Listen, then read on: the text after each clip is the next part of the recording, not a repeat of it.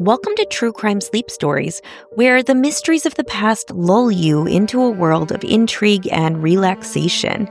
I'm your host, Kelly Brink, here to guide you through the shadows of history with a calming touch.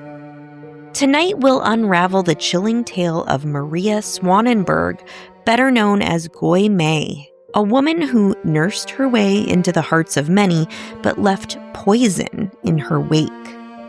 Settle in, close your eyes, and let the somber story of the Pious poisoner take you on a curious yet calming journey. Before we begin, a quick note for my fellow true crime enthusiasts. This September 5th through 7th, I'll be at CrimeCon in Denver, Colorado. You can get 10% off your tickets using my code BRINK, B-R-I-N-K, at checkout. Plus, if you show your receipt at my table, I'll give you a free signed copy of my book. It's all waiting just for you. Now, dim the lights, breathe deeply, and join me as we wander into another dark story to soothe your night.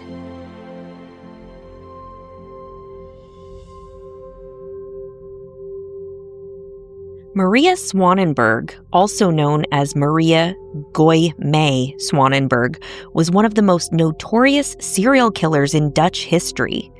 Though she was officially convicted of murdering 27 people, it is believed that she may have poisoned at least 65 neighbors and possibly over 90 individuals. In the 19th century town of Leiden, Maria Swanenberg was regarded as a compassionate and selfless nurse.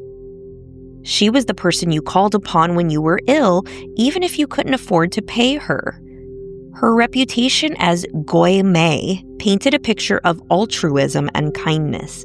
However, the reality was far more sinister.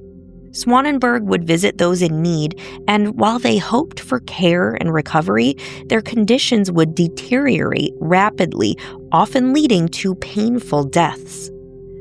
What many did not know was that Maria had taken out life insurance policies on her victims.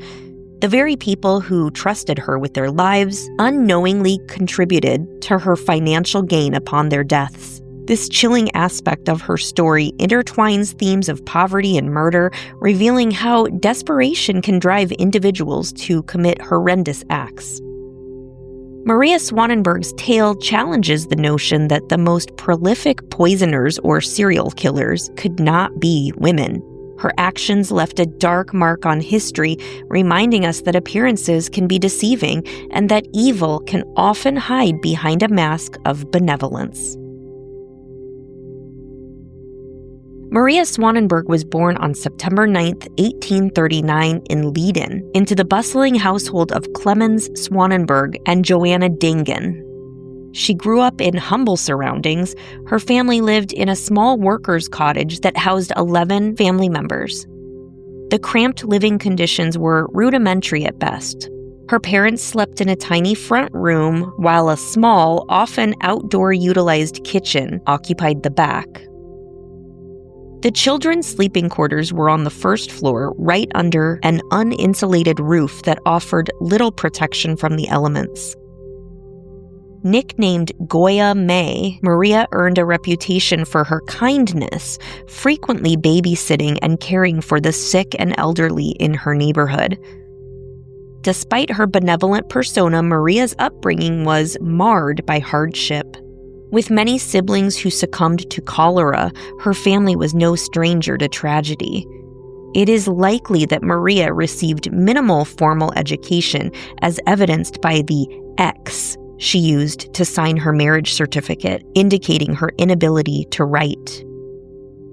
By the time Maria married Johan van der Linden on May 13, 1968, she was 28 years old and had already given birth to several children. This aspect of her life fueled local gossip, branding her as morally loose, though there was no evidence to support such claims.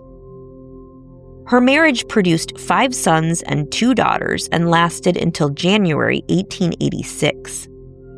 The nature of her relationship with her husband remains unclear due to the loss of trial transcripts in a fire, but there is no concrete reason to assume that there was a lack of affection between them.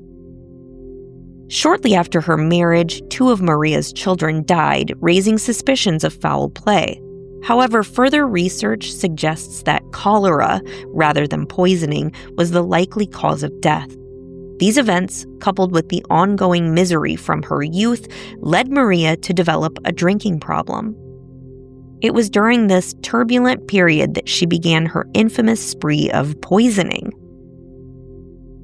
In the late 19th century, the city of Leiden, Netherlands, was shrouded in a veil of death and mystery. Epidemics ravaged the population, children withered away, and adults succumbed to mysterious illnesses. Among this backdrop of pervasive mortality, one name became synonymous with death, and that was Maria Swanenberg. Maria, born into a modest family, appeared to be a pillar of the community. She was known for her willingness to help neighbors, often caring for their children, doing their laundry, and assisting in times of need. However, behind her facade of kindness lay a sinister motive that would eventually unravel, revealing her as one of history's most notorious female serial killers. It all began in 1880. Maria's first taste of murder came with the poisoning of her own mother, Joanna. Not long after, her father, Clemens, became her second victim.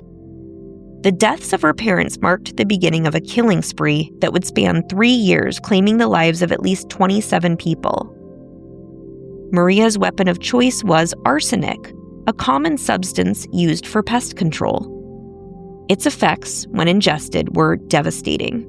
Severe diarrhea would lead to fatal dehydration, while the poison coursed through the bloodstream, wreaking havoc on vital organs. Victims would suffer agonizing headaches, light sensitivity, and ultimately organ failure. It was a slow and excruciating death made all the more horrifying by its frequency. Initially, Maria's murders were driven by financial gain. She cleverly exploited the insurance system of the times, which allowed anyone to take out policies on another person.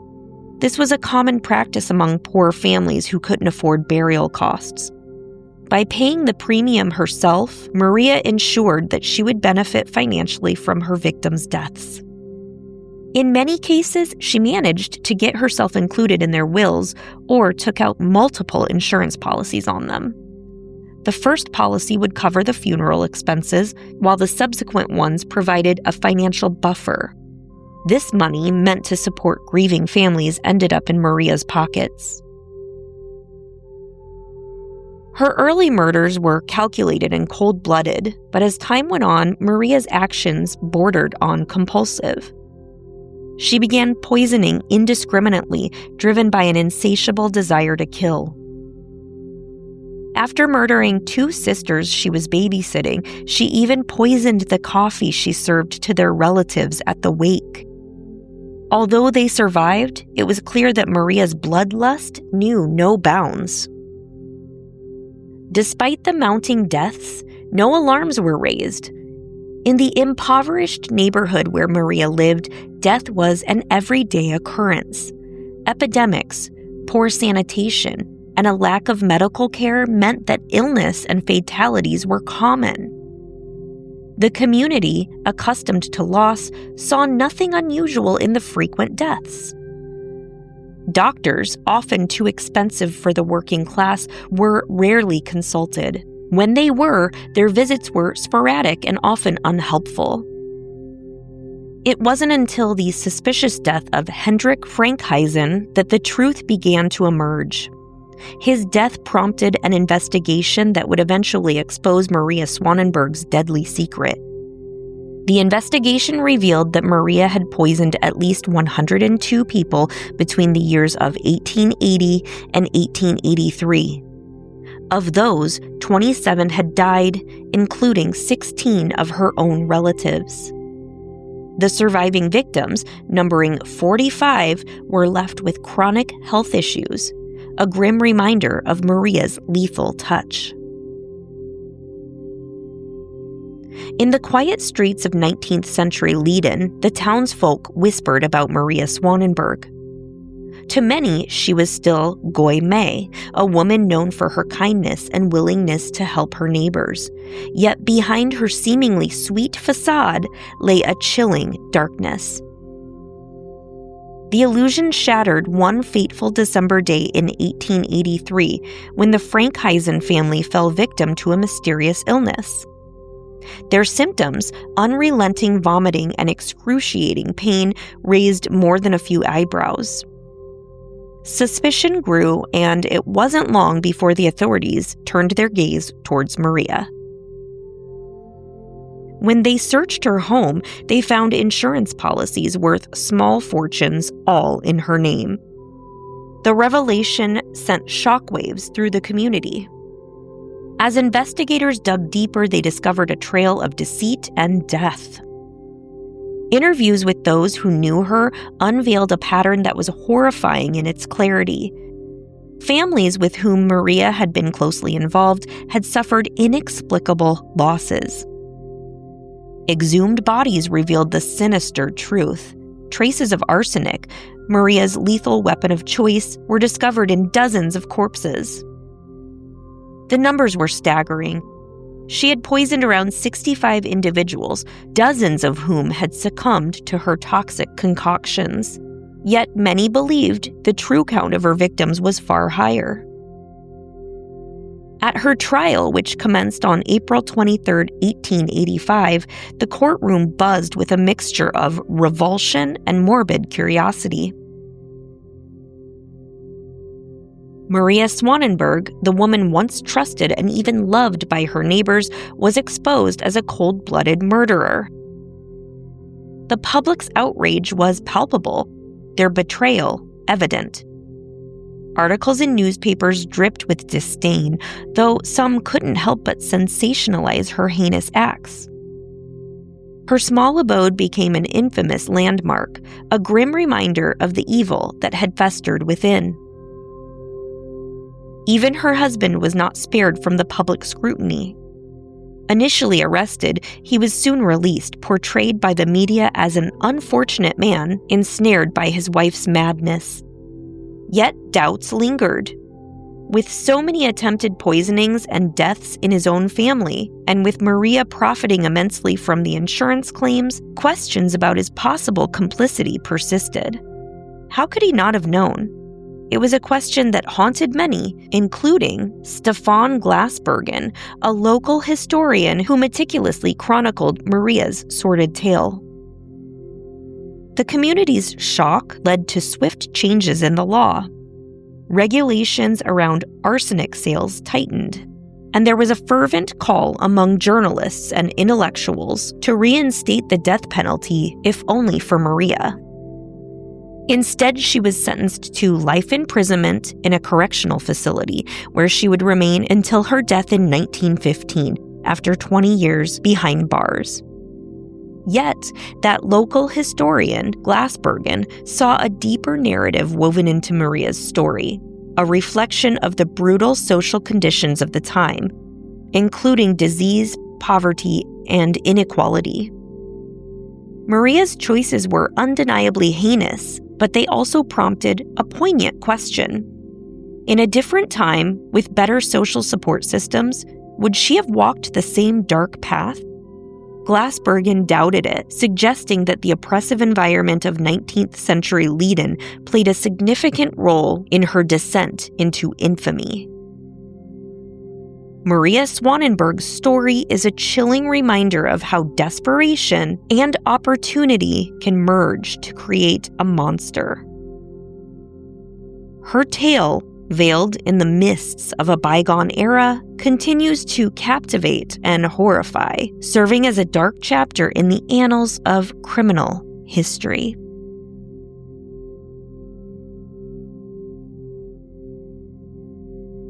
Thank you for listening to tonight's True Crime Sleep Story. Good night, sleep tight. Be sure to lock those doors. You never know what's lurking on the other side.